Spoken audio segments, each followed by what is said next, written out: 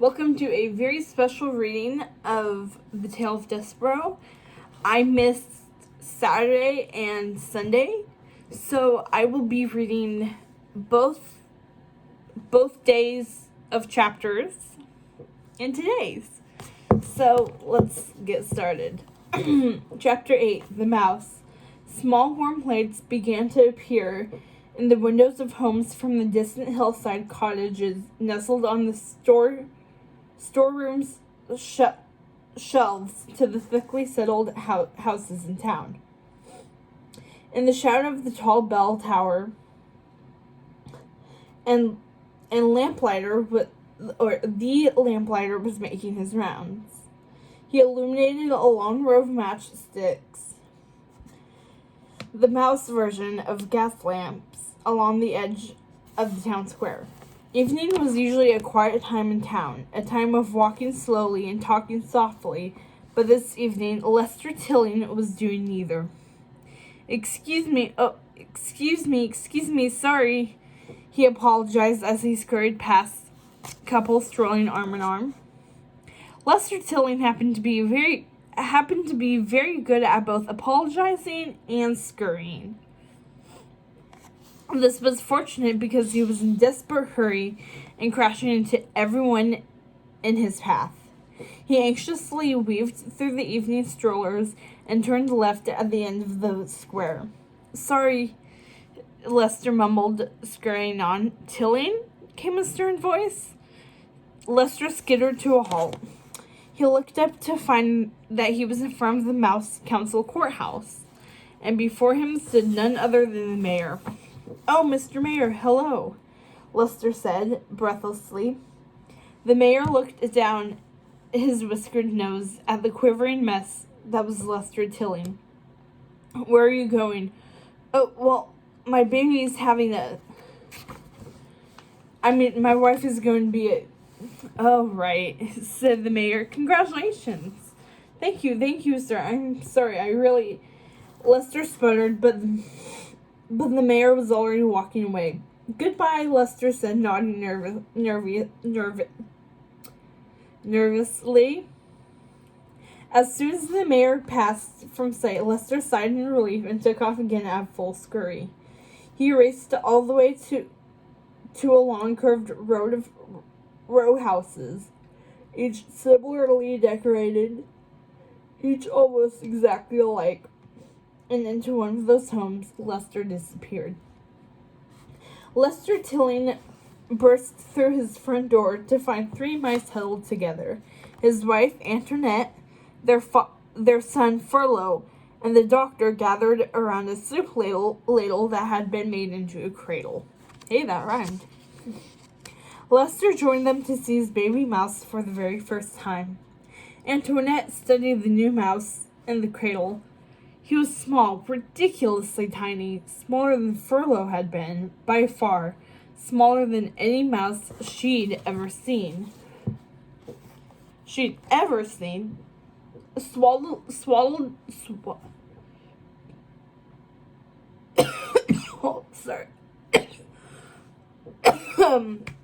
Oh, sorry.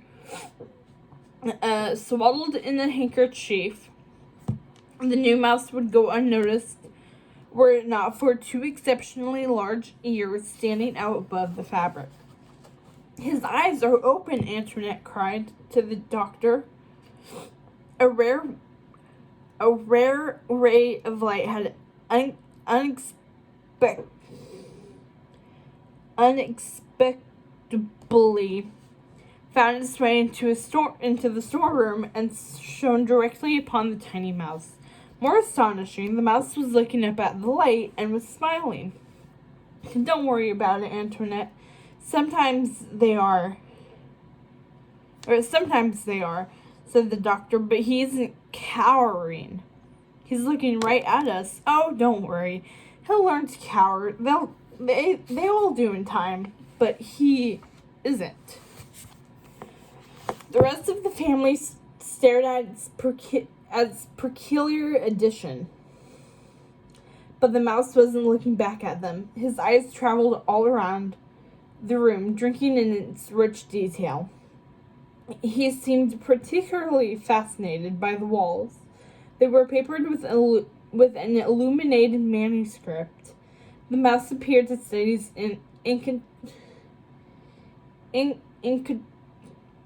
intricate gold letters. There we go. Mom, he's so puny, said Furlow, and look at those ears. At the sound of his brother's voice, the baby mouse's enormous ears suddenly moved. They twitched, they flexed and focused on the voice in the same way a person might when noticing something for the first time. They seemed almost curious. And from the very beginning, Despereaux Tilling heard more, saw more, and experienced more than any of the other mice. Chapter 9. The First Trap. Time passed, but even when Despereaux was old enough to attend school, he had not grown much larger than when we last saw him in his cradle. Still, Despereaux's puny size did not stop him from gathering his friends for his latest plan. They stood in a huddle just outside the mouse hole. Despereaux, don't do it, urged a young mouse. The others agreed. Nobody wanted Despereaux to go through with his plan.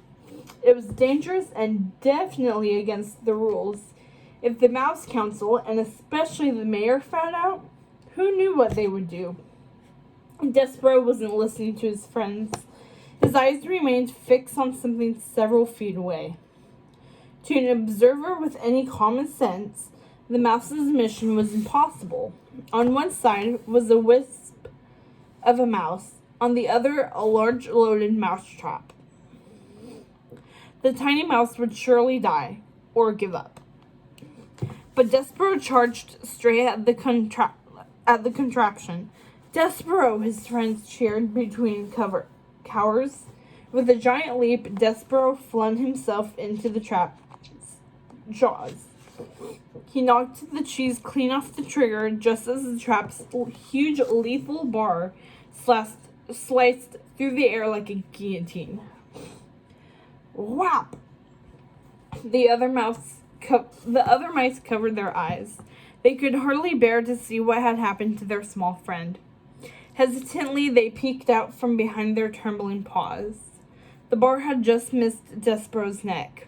He had dived for safety, landed on his head, and was righting himself when plunk, down came the cheese, smack between his ears. All right, whooped his friends, descending on the tasty prize.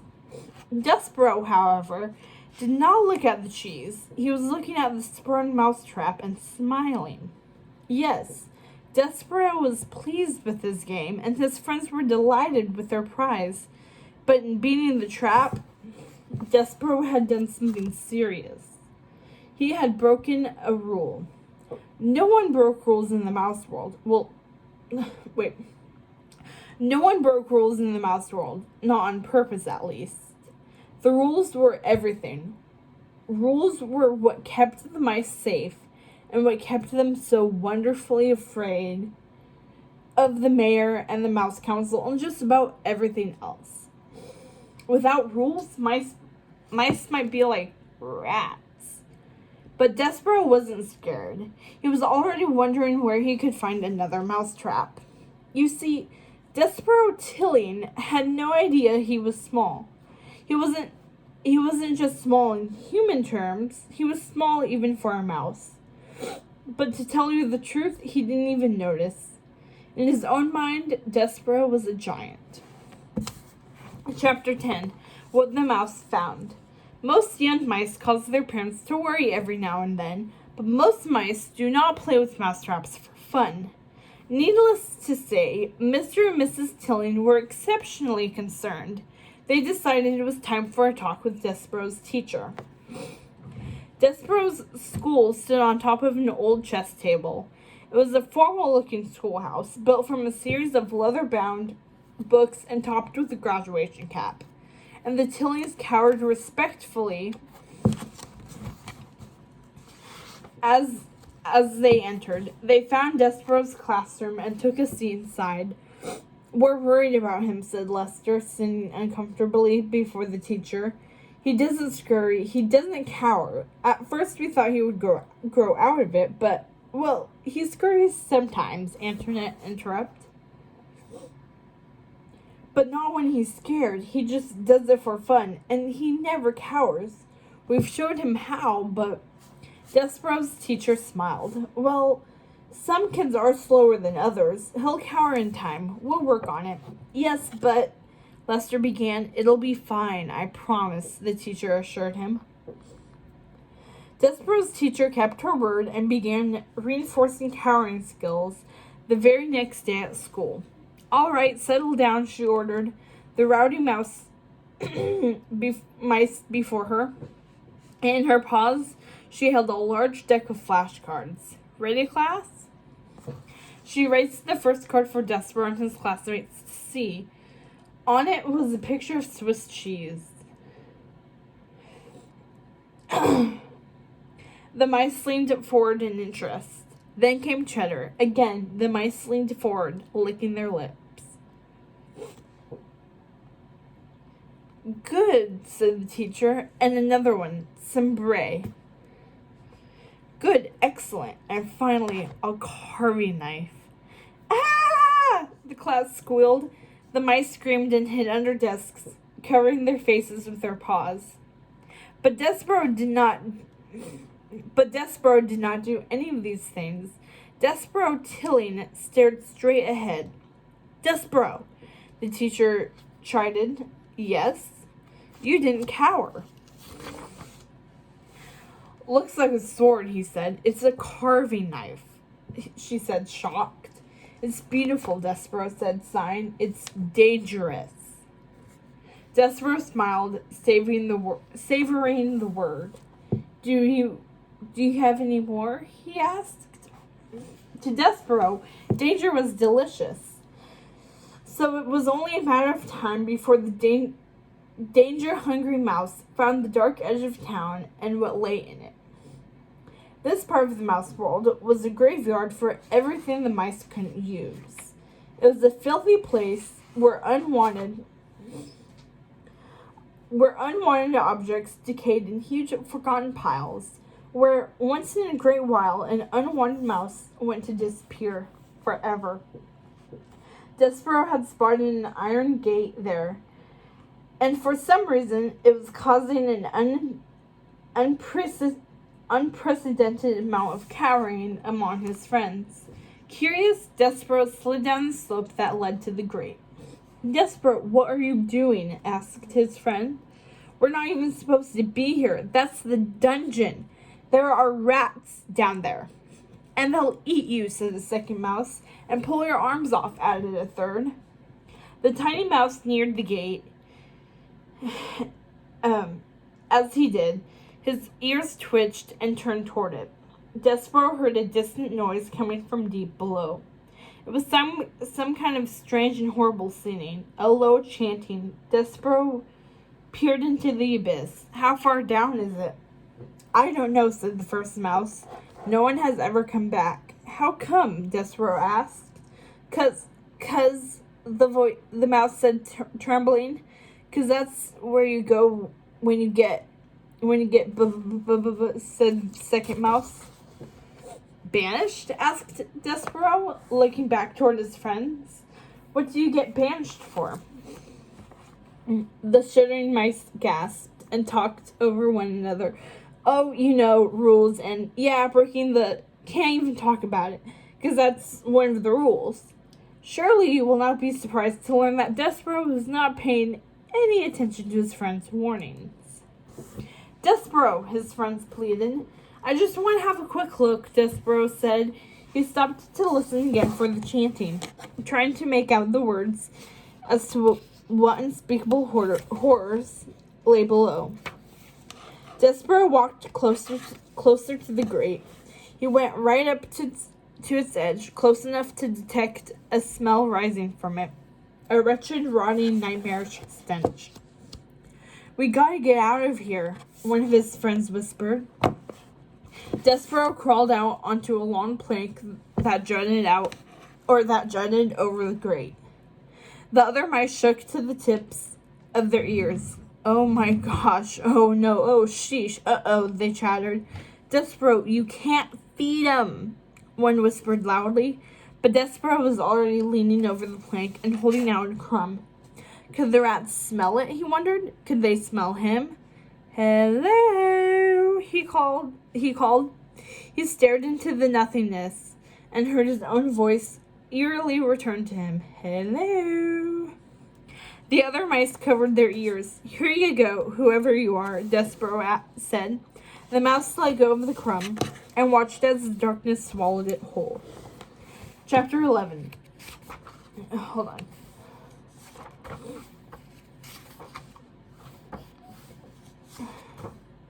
Okay. Chapter 11. A rat is a rat. The wretched, rotting, nightmarish stink that Despereaux smelled could only have come from one thing. A rat. Far, far below the grate, two red eyes pierced the darkness. The rat happened to be fishing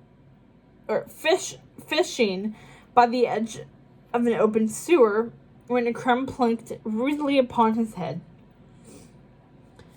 Now, if one rat smelled that bad, can you imagine what hundreds of them smelled like?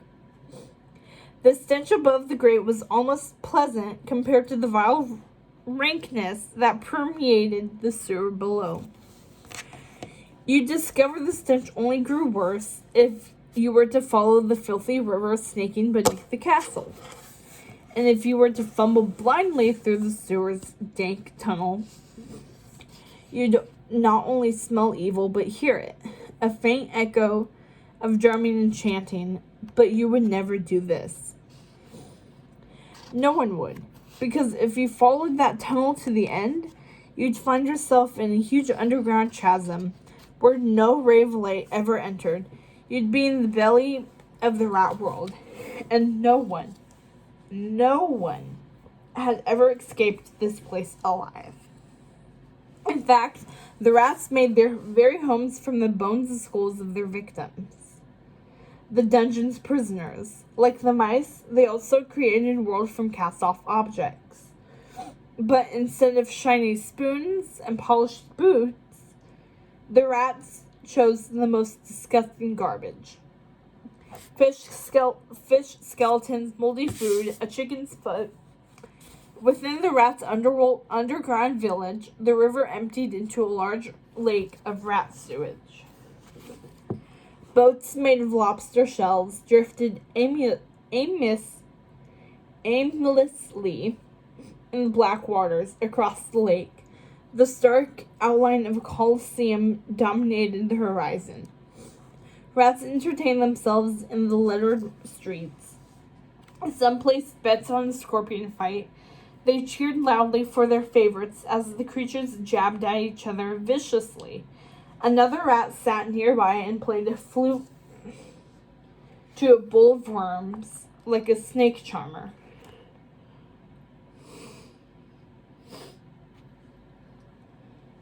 The streets were loud and boisterous. The activity was only interrupted when a dinner bell suddenly rang throughout the town. It was feast day, the best day of the week, the day the castle's trash was thrown down the garbage chute and into the center of the rat town square. The rats dropped what they were doing. They ran from all over the village and streamed over a bridge made from a human backbone. Everyone headed for the mountain of garbage that had just arrived. A tremendous fire, the village's only light, blazed in the open square.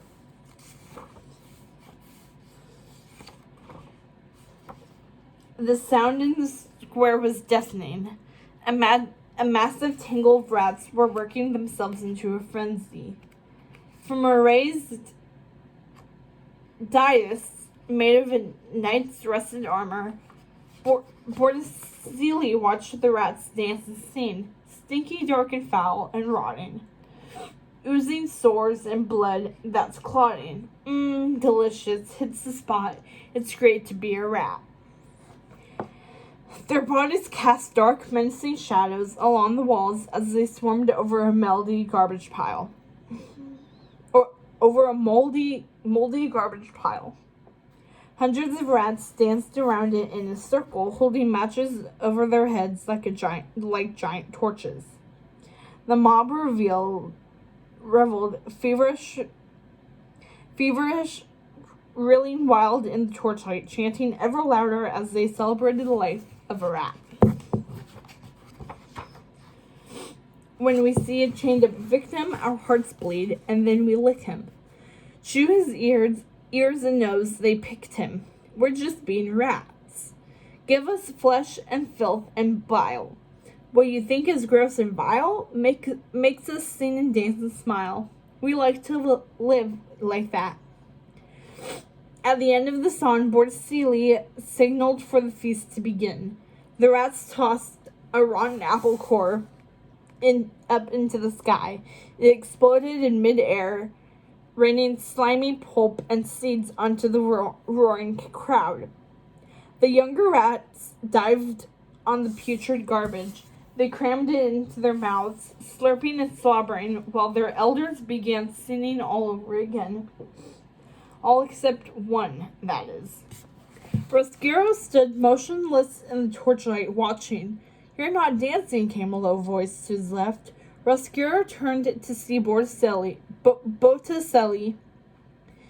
in the shadows. "Oh, I was," said Roscuro nervously. "No, you weren't." "Well, I'm just watching." "Well, that's not very grateful of you after I've taken you under my wing." Botticelli wrapped a long bony arm around Roscuro's shoulders. "Oh, I'm grateful," Roscuro insisted, a bit too eagerly. "Really, I am." But Botticelli leaned closer. "You missed something, don't you?" "Oh, no, I don't," Roscuro protested, shrugging him off. "There's nothing up there, Roscuro. Nothing at all." "Oh, no, I know that." Roscuro smiled sheepishly and backed away. "Absolutely nothing, of course. Nothing." He quickly turned and hurried off as Botticelli watched him go. "Nothing," Roscuro called back. A fat, lumpy rat named Smudge sidled up to Botticelli. That's a tough one, said Smudge. "You're not going to turn him. You're not." "Oh, I don't know," said Botticelli, his red eyes still on Roscuro. He licked one of his long claws. "A rat is a rat. It doesn't really matter where you come from." Roscuro ran away into the orange night, missing that something all that more. He wound his way through the throng of rats and slipped away from the crowd. Heading in the other direction, Roscuro hurried past the crowded village. He climbed over bones and garbage toward the outskirts of town, where a stone wall marked the edge of the rat world. Roscuro followed the wall down to a corner, where he found what he'd been looking for. Casting one last furtive glance over his shoulder, he squeezed into the wall's slim crevice. Inside, the space opened up into a small nook. Roscuro reached down and with all of his might pulled back one of the bricks that stepped into his private hiding place. The passage was small, but from within it, Roscuro could look up to see one faint gray sliver of light. Roscuro let the light wash over him, drinking it in as if he needed it to live. And maybe he did. Then he just stared hungrily, longingly. Chapter 12. How to be afraid. In another part of the castle, someone else was also longing. A thin ray of light filtered through the storeroom window pane, and a small mouse gazed up at it, completely entranced. Somehow, somewhere, there has to be someone more like me, Despereaux thought, looking out into the vast world beyond. He was so absorbed he did not notice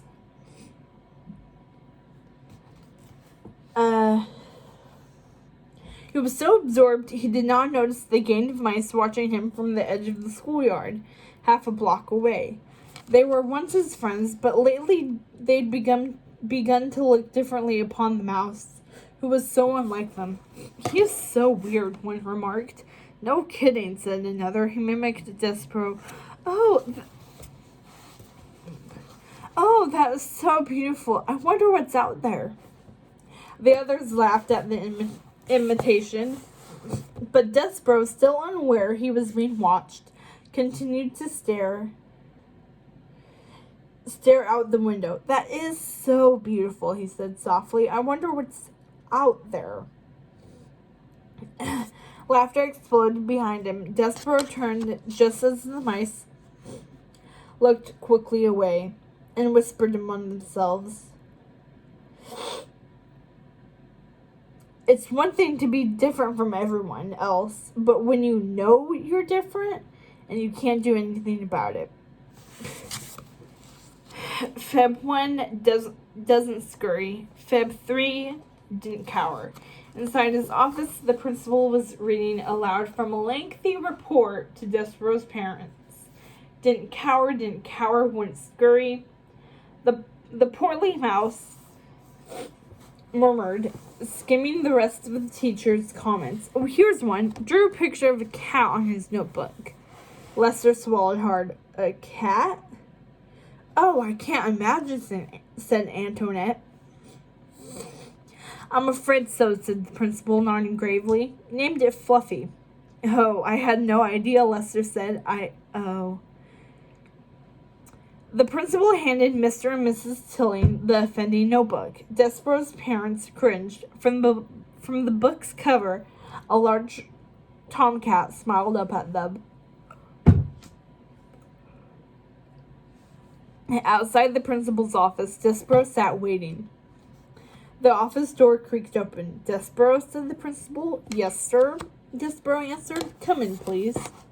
Despereaux sat between his parents, and he was so tiny that the principal could see only two big ears sticking out from behind the pillbox desk. "Despereaux," the principal said, "why do you think you're in school?" "To learn," Despereaux said, wondering if he'd been asked a trick question. "To learn," said Lester. "Yes." "Good." "Yes, that's good," Antoinette echoed. "To learn what?" the principal demanded. "To learn how to be a mouse, sir." Despereaux said, "That is correct, and you can't be a mouse if you don't learn how to be afraid," the principal said. "Despereaux, there are so many wonderful things in life to be afraid of, if you just learn how scary they are." "Yes, sir, I guess," said Despereaux, torn. "Yes, sir." The principal turned his attention back to Lester and Antoinette. "How about his brother?" he asked. His brother? What about him?" Lester asked, alarmed. Is he, timid?" Lester and Antoinette exhaled in relief. "Oh, yes," they said at once. "Very timid. Timid as the day is long." "Good," the principal nodded, "because sometimes they just need to see the older ones do it. No one starts out afraid." "Understood," said Lester. "Of course," said his wife. The meeting caused Lester and Antoinette a great deal of paw-wringing. Where had they gone wrong? They laminated. Surely one of them was to blame for their son's shameful lack of fear. "You coddle that boy. That's the problem," Lester said to his wife as they walked out. As they walked across the school's checkered courtyard. No, Antoinette said. "Yes, you do." "No.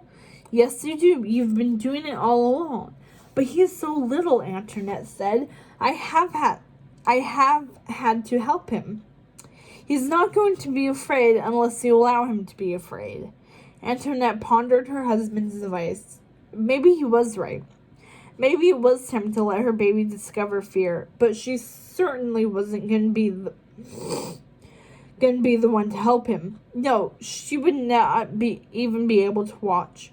"Furlough will teach him," Antoinette said decisively. And so it was settled. Like it or not, Despereaux Tilling was going to learn how to be a mouse. Chapter 13. The Lesson. Hold on. As parents' demand, Furlough met Despereaux just inside the mouse hole that led to the royal kitchen. Do what he does, Lester told Despereaux. And don't do anything he doesn't, added Antoinette. And if he's afraid of something, Lester began, then you need to be afraid of it too, Antoinette said. Are you ready? Furlough asked his little brother. Yeah, Despereaux answered, nodding. But he wasn't really paying attention. He was focused on the light from the royal kitchen beyond. The outside world of humans was much more interesting and dangerous. He couldn't wait to explore it. Despereaux hurried out in front of his brother. From inside the safety of the mouse hole, Lester and Antoinette watched their sons creep into the kitchen. It didn't take but a moment for Andre to spot the two mice, one cowering and the other unusually tiny but bold. The small one didn't even flinch. Instead, he looked straight at the chef. Andre just stared sadly back at him. Oh. Come on, Despereaux, hurry up, Furlough said, dragging his brother away. The pair scurried up the banister of a large staircase, and through the castle's second floor until they found their destination. Despereaux and Furlough entered a magnificent room. The royal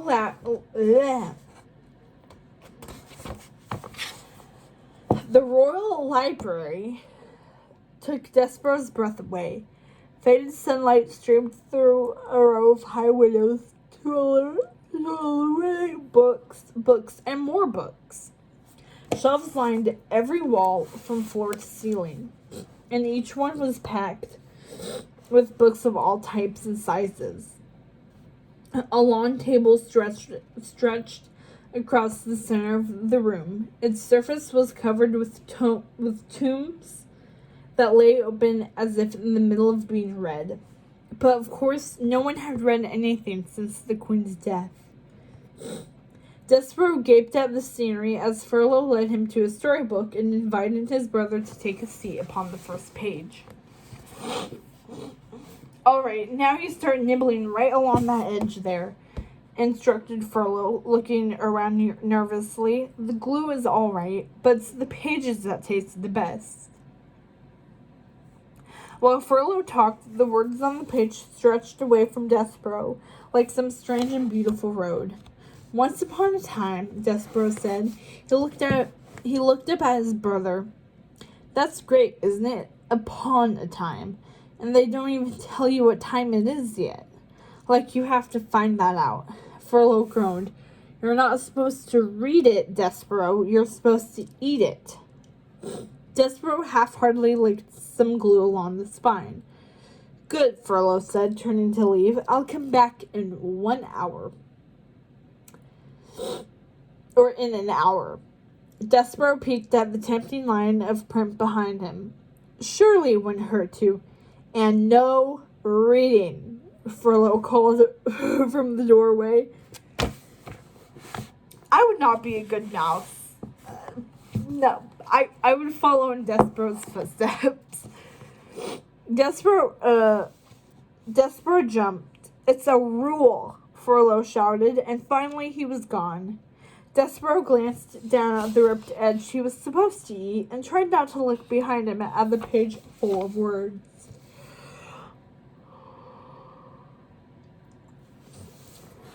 But he couldn't stand it anymore. Just one sentence, he said to himself. The line of print ran away from him as he read. Once upon a time, there lived a... Despereaux walked across the page. Fair princess, fairer than any in any other land. I'm going to be right back.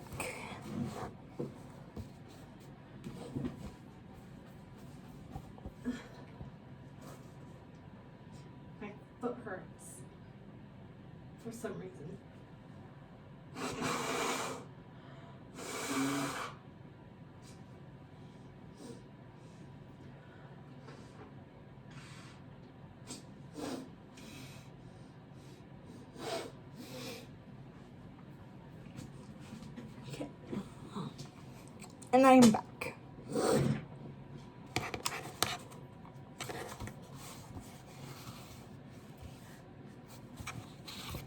Hold on. Despereaux disappeared into the valley between the pages. A moment later, his head popped up between them. He mused. Fair. He ran out of the valley and across the page to continue reading. She was locked up in a faraway castle where she could see the world but never touch it. That seems awful, Despereaux said to himself. To see the world but never touch it? He read on.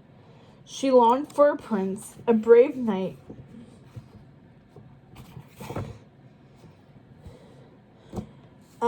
She longed for a prince, a brave knight who would deliver her from all of this. Someone with courage and honor and decency. Courage, honor, decency. The words seemed to lift from the page and swirl around Despereaux. The images these words evoked in his mind sprang to life before him. Despereaux imagined a knight fighting in a fierce battle. Swords clashed, hooves thundered. There was dust and shouting and trumpets. But in a cruel and frightened world, men like this were scarce indeed. For it wasn't just courage that made a knight. In Despereaux's mind, the brave knight charged toward a ferocious dragon and into the flames of his breath. Though without the courage to fight for it, chivalry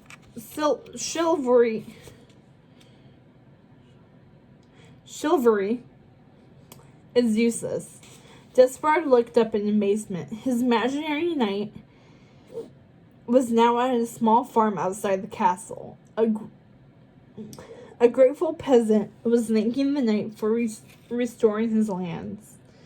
The knight plucked a single red feather from his helmet and handed it to the man's daughter. Then, without a word, the knight turned and rode off toward the horizon. A striking silhouette against the setting sun. And it wasn't just chivalry either, although without it the battle would have no meaning. At a round table, the knight dined with his friends. Hold on. The knight at a round table, the knights dined with his friends in a great hall. Knights all, they were noble and regal. They laughed. They showed kindness. Their word was true. Despereaux kept reading. They lived in a special world built on. Okay, I'm too far. Despereaux kept reading. They lived in a special world built on courage and chivalry and honor. They pledged their lives to one another. They fight for truth, to defend the weak, to seek justice. Despereaux read as much as he could until Furlough returned to get him. Then he thought of princesses and knights, honor and chivalry the whole way home. Chapter 14. A Kiss from a Princess. Later, at a much smaller table, Despereaux's family gathered for dinner. Theirs was nothing like the knight's great hall. The Tillys' dining room did not know such laughter and warmth. There wasn't a proper family dinner. How's the library? Lester asked his son, passing him a plate of cheese. Fine, Despereaux said, bleh. Fine, said Despereaux. Spoil your appetite? Lester asked. No, Despereaux said, thinking about the knight and the princess, courage and decency. Helped it, actually, he said. Made me hungrier. Did you get started on a book? Said Lester. Despereaux nodded. Devoured it, he said. Lester looked over at Antoinette. This just might be progress, they thought. Good lad, Lester said. Despereaux didn't respond. He was too busy waving his fork like a sword. Aha! He cried. Did a book ever speak to you? Almost as if it were written for you? Despereaux couldn't wait to go back to the library. All that week, he returned to read more of the story. Despereaux jumped back and forth across the pages. He had brought his fork with him, and he jabbed it into the air like a sword as he read. The knight rode into battle. Aha! Despereaux yelled, slaying an imaginary dragon. He loved it all, every bit of it. The truth, the justice, the bravery, the sword fighting. He lay on a page that rolled over onto his back and stared up at the library's elaborate vaulted ceiling. He tried to picture what he'd just read. The story said that the princess was a prisoner, but that wasn't totally true, because she had hope. And whenever you have hope, you're never really anybody's prisoner. Despereaux turned back to the page and studied an illustration of the golden-haired princess. She stood at the window of a tower gazing out at her kingdom. The castle was huge, the sky was clear, and the princess was fair. Illustrated in lavish detail, she seemed to radiate light. Despereaux read on. Someday my prince will come, said the princess. But how does she know that? Despereaux wondered aloud. A soft sound interrupted his thoughts. A sad, sweet melody was drifting in from outside the library's door. Despereaux hopped off the book and ventured into the corridor of the castle. There the music grew louder. Someone was playing a guitar. The same mournful refrain over and over. Despereaux wandered down the large stone hallway to the sound. He followed the sound to an enormous room. The room was spacious, even to humans, but was especially cavernous and grand to a mouse. Tucked in a corner, a man sat, lost in a huge chair. It was the king, playing his guitar. He finished playing, sighed, and gazed up at a portrait of his dead queen.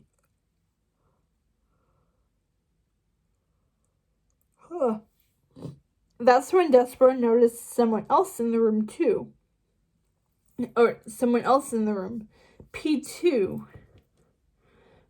P2 was watching her father, but the king didn't seem to know she was there. It might be said that in his grief, the king had forgotten he had a daughter at all. Princess P could stand it no longer, as the king began to playing his sad and beautiful song all over again. She turned away from him and left the room. In her chamber, Princess P stood at her window alone and stared out across the bleak countryside. A warm amber glow surrounded her. She was lovely. She looked almost like the princess from the storybook. Tears filled her eyes. She sniffed.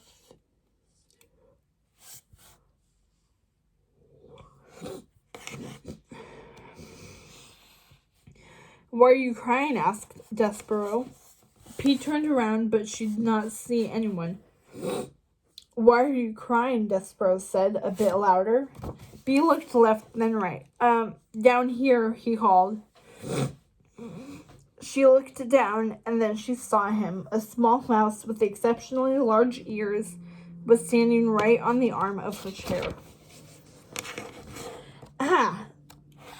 Cried P. Are you a rat? No, Despereaux answered.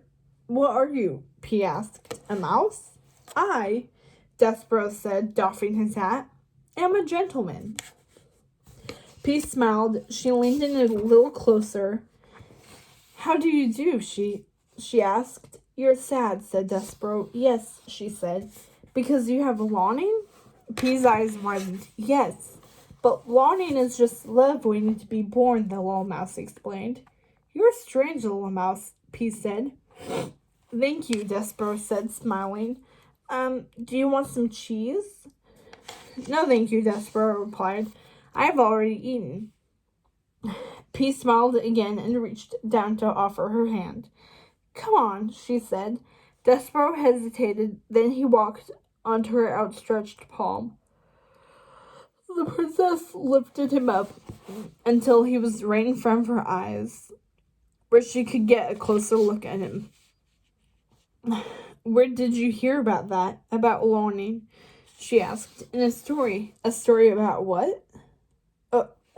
I'm in a story. A story? About what? About a princess like you trapped in a castle like this, Despereaux said. Oh, you're a smooth little mouse, aren't you? P asked, raising an eyebrow. I'll bet you tell that to all the princesses. I am sworn to tell the truth, Despereaux said. It's a code of honor. Ah, said the princess, not just a gentleman.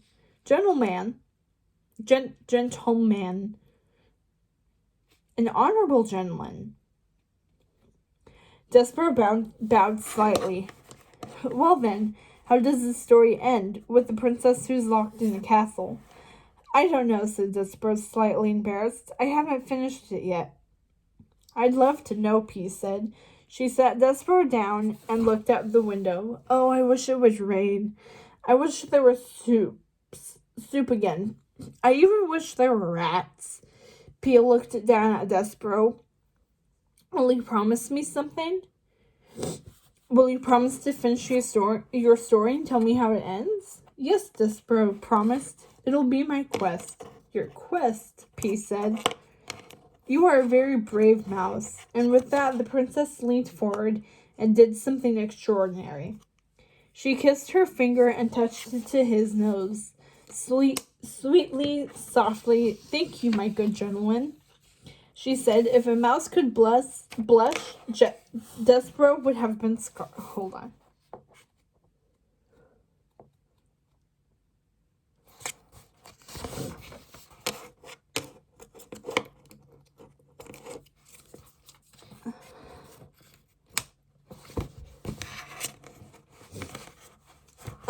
If a mouse could blush, Despereaux would have been scarlet. He slid down the tablecloth and gazed up at P's smiling face. A kiss from a princess. This was all Despereaux could think as he waved goodbye to P. Just the very thought of her kiss sent him floating out of her room and flying down the marble banister. Aha! Despereaux cried. Okay, so I know that I said in the beginning of this video that I would be reading both Saturday's worth of chapters and Sunday's worth of chapters today. However, I know that I have been yawning throughout this video.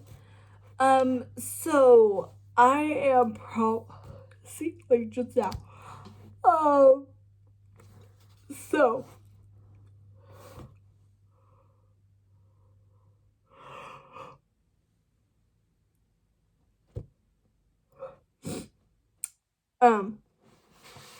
so I'm going to stop the video here on chapter 15.